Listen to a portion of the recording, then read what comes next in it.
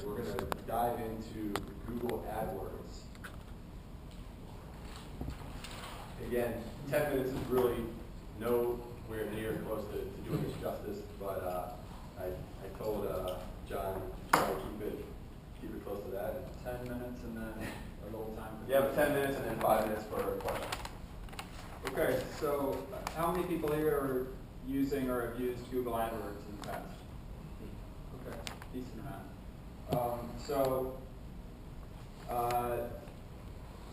I'm going to focus on one particular part of AdWords, and Jason asked me to gear this towards people who have already set up an AdWords account, maybe had a few months worth of traffic, but aren't getting the results they want. So this isn't a complete intro to AdWords. If you want that, talk to me afterwards. This will be more geared towards people that have a little bit of traction already with AdWords, but are trying to take their campaign to the next level.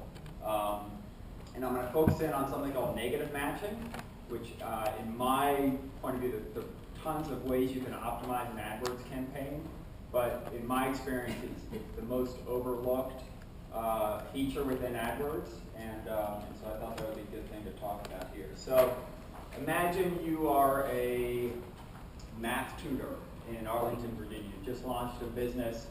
You're trying to use AdWords to get more clients to your math tutoring business. And so you come into AdWords and you start to add some keywords.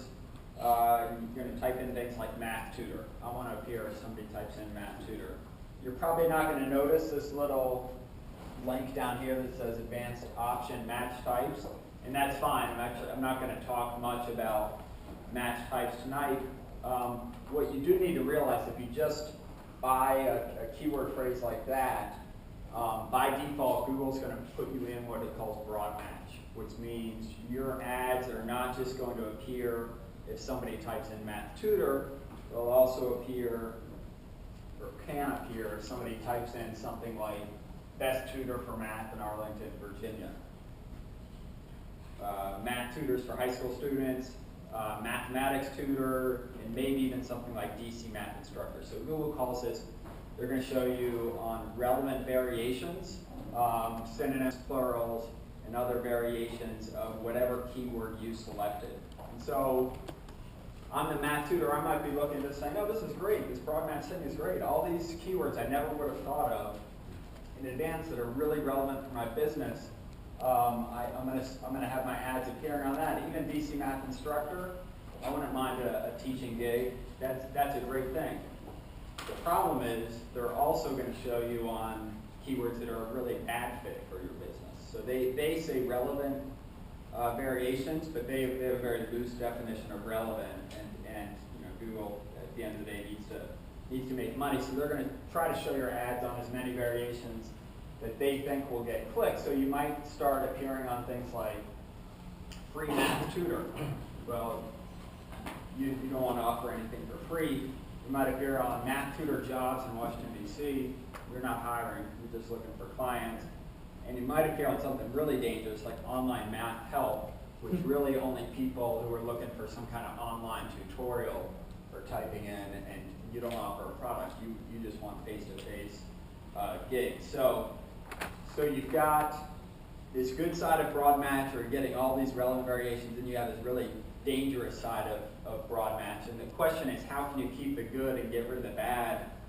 And the answer is this tool called negative keywords, which is kind of hidden down at the bottom of your keywords tab when you're in AdWords, and easy to miss. The way it works, if you find this link, negative keywords, you can start putting in words. And as Google says right here, negative keywords prevent your ads from appearing for queries containing the word. So if I put in job as a negative keyword, my ad will not appear anymore if somebody types in math tutor job in Arlington, Virginia. Question is, how do you figure out what these bad variations are? These keyword phrases that people are typing in and they're really a bad fit for your business.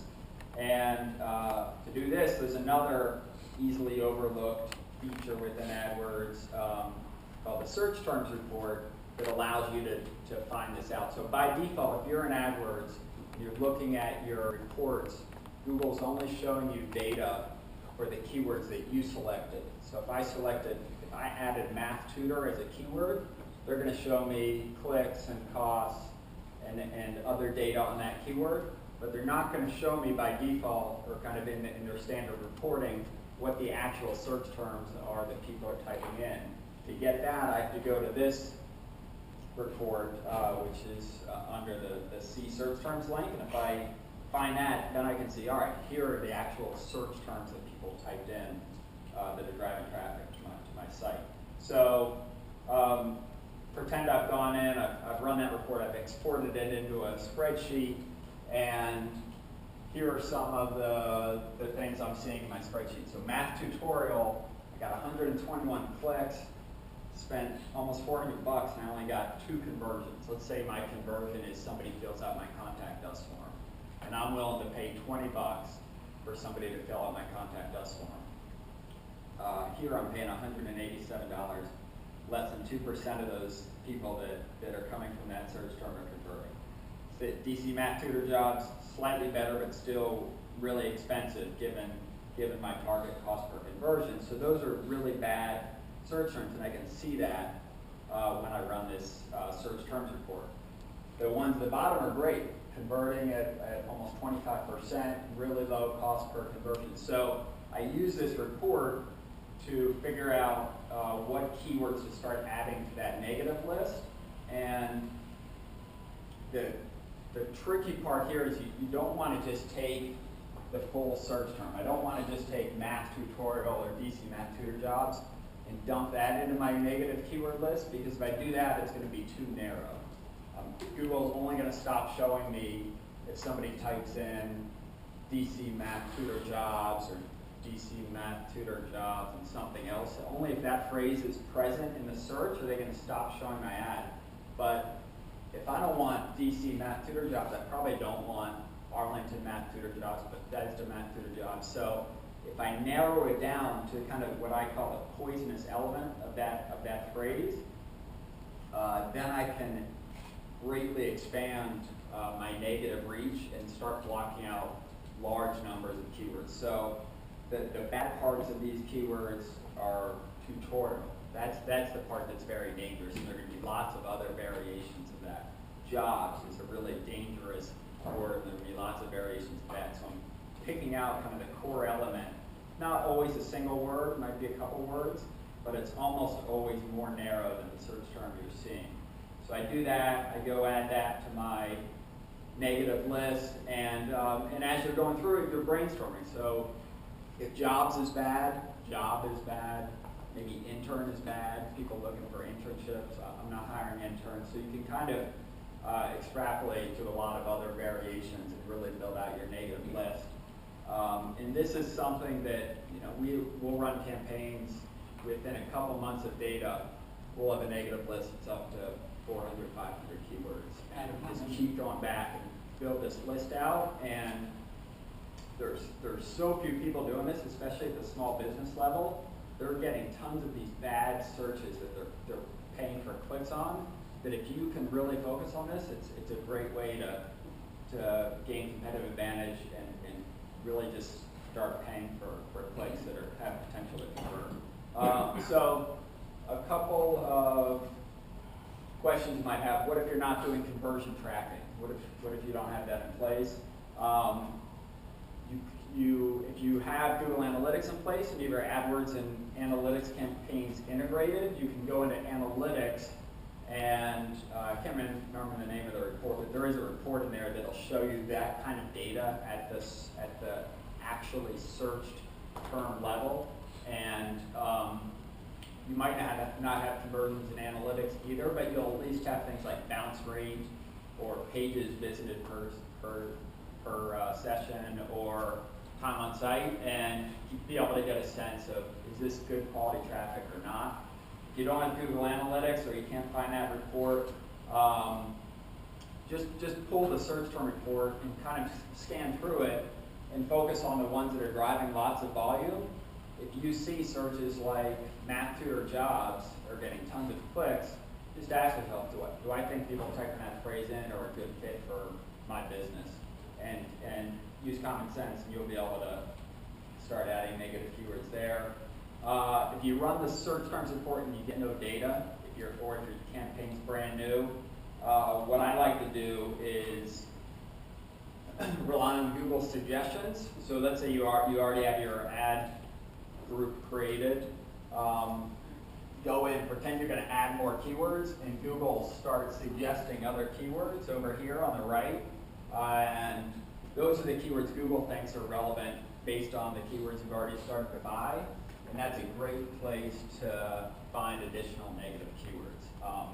This is an example for one of our clients that does Salesforce consulting. So I can look at here, Salesforce careers. We don't want that. Salesforce training. We don't do that. So I just take training, careers, and keep adding those things to my negative list. And I think that's it. So I'm at john@marketade.com. If you have questions, feel free to email me, and feel free to talk to me after the meetup. Any questions for now? We have 5 minutes for questions, so feel free. Do you have like a starting list of words that you consider poisonous almost across the board? Yeah, I do. Yeah, that I'm happy to share. It's taken me a while to build that thing up. So you know, jobs, interns are almost always bad, no matter what business you're in, unless you're in heavy recruiting mode. For a lot of businesses, like samples, templates, those are really dangerous because what you want to think about are ones where people are just looking for free stuff online, and so over time I've been able to build out kind of this what I call my template list. It's a few hundred words, and I just dump that pretty much into any campaign. Yeah, I once saw a complex article about negative phrase and negative modified broad matching. Would you say that that's not necessarily even worth worrying about in most cases? Negative modified broad matching? Like negative, like in your negative keyword list, you're putting in Oh, modified yeah. broad matching and you're putting in negative phrase match keywords. Yeah, that I mean, is. is that I don't something want you- to get into that too much here because it gets a Sure. little complex, but that is a Definitely. really powerful tool in some cases. But it's not common. I mean, it's not something that I do much of, and I've been doing AdWords for a while. So. Yeah, I would start with this approach where you're just trying to pull out individual words. I mean, where it gets dangerous is, you know, you always have to ask your question. If I negative match on this word, this word tutorial, am I going to potentially block a lot of relevant searches for my business? Is there any variation with that word in it that would be a good match for my business? And if there are, then you might need to use phrase or just expand it. I guess my question would be, what percentage, I guess, of your accounts that you guys manage do you implement that type of strategy where you're getting that, you know what I mean, where you're actually, Probably all of them, but it's a small number of say 500 negative keywords. It would only be maybe 10 to 15 that would use that. Cool. Yeah. So I priced out our keywords on Yahoo Bing, and with the exception of 2 of them, it was cheaper. In fact, it was 1/5 the price of Google. So I don't know if you For the cost per click or for yeah. minimum If bid. you've been using the platform. I haven't used them in a while. I used to use them when I was in corporate America, and you know, I had a big budget. But now I'm mostly working with small businesses, and I just, you know, I have kind of limited time to work on their marketing, and I find that better off focusing on AdWords. That's my perspective in my experience, but I'm sure other people have had good luck with Bing. I mean, I guess the thing I say to my clients is, until I feel like we've really maxed out on AdWords, I'm not ready to start spending money and time on these other platforms. There are some skews as far as demographic use of like Bing. I think that they show like women interested in health information for some reason are using Yeah. more often, Yeah, and yeah. certain other things. So there would be specific areas where you might have. Well, my thought is click at the click. I mean, you're paying for it. There's not many studies as far as I know that, and I'm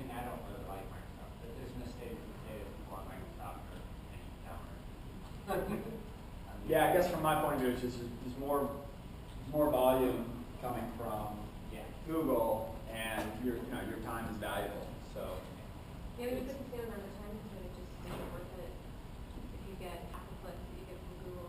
There's a big difference from the value of a keyword on Google than it is on Bing. Yeah. The match types are different, and the traffic is different, and the conversion is different. And if you're, and then if the demographics skew differently, you're not, like, a click is a click, but your target audience might be much more likely to be in one place, and those clicks might be much more likely to be Google ones. Yeah, I use Microsoft Bing, but I would never spend the time on Microsoft. I mean, based on our traffic, we get, I don't know, 10% traffic for, less than 10% traffic for Bing, and Microsoft, than what we get from Google. So I don't spend any of the type of time, I do the things that John's talking about right now. Spend a lot of time on in Google, changing, adjusting, et cetera, getting rid of keywords, all that. I would spend, 5 seconds of that on Bing, Yahoo, because it's the time, because of the time value. But yeah, I have them up, and yeah, they're a lot less expensive. Yeah, they don't, in fact, we never look at it. The cost, I mean, at least in marketade, just because it's so much smaller. But yeah. The other thing I would say about AdWords is, and I think this can apply to Bing and Yahoo, it's just, the volume isn't there, that I would say we get as much value out of AdWords as a learning tool as we do as kind of a conversion and business development tool. So it is such a good way to find out the language your customers use, to find out what pricing and messaging and designs resonate with them through the ability to test different ad copy, to test landing pages, and learning tends to be an undervalued thing, especially for startups and small businesses. Being able to gain that intelligence and kind of pour that into your SEO, your website content, and your offline marketing is incredibly valuable, and we just find AdWords is a great tool for gaining that. Anything else? Yep. I'm very impressed with your knowledge, and I'm wondering if you might recommend just some, primers that are, really good to learn more about. For AdWords? Yeah, or your method of analyzing the version of ROI. Let me think about some good blogs and books for Harry AdWords. Marshall. Harry Marshall has an AdWords 101 book.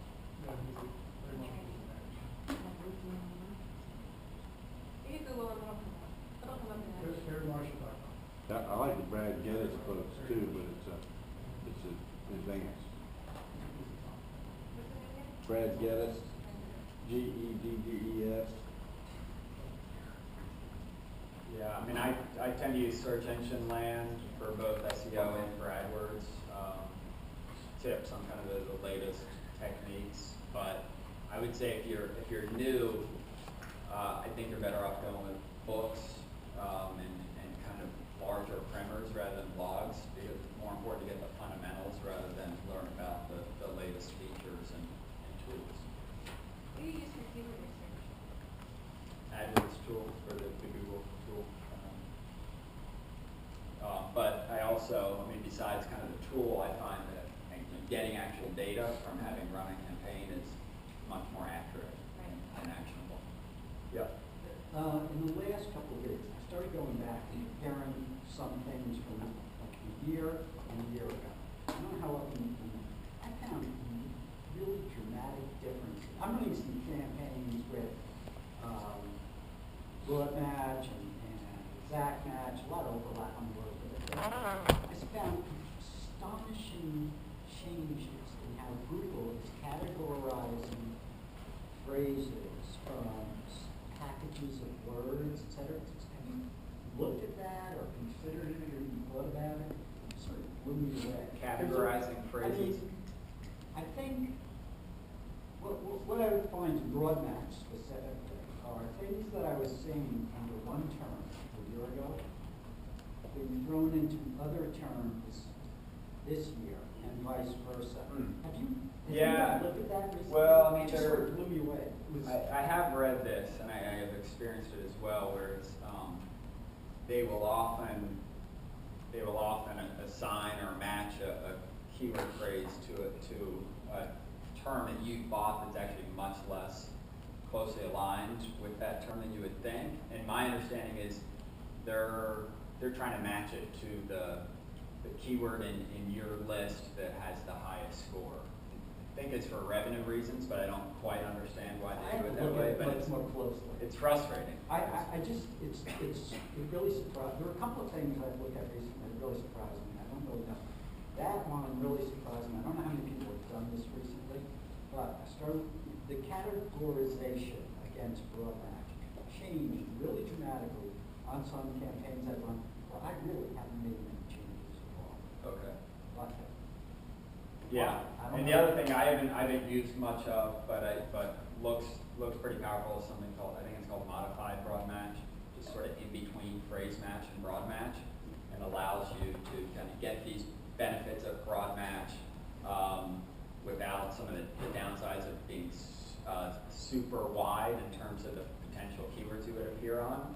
And so kind of doing that in combination with negative matching, I think can be a really good combo, but I haven't